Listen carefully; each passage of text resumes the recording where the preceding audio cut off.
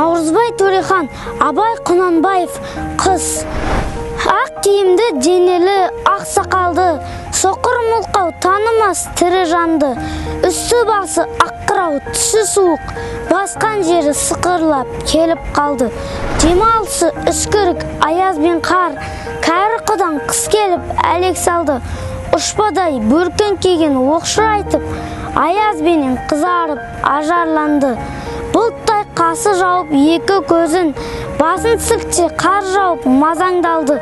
Бурадай бұрқ-сарқ етіп долданғанда, алты қанат ақ орда үй шайқалды. Әуес көріп жүгірген жас балалар, беті қолы домбығып үсік шалды. Шидеммен тон қабаттап киген малшы, бет қарауға шыдай алмай теріс айналды.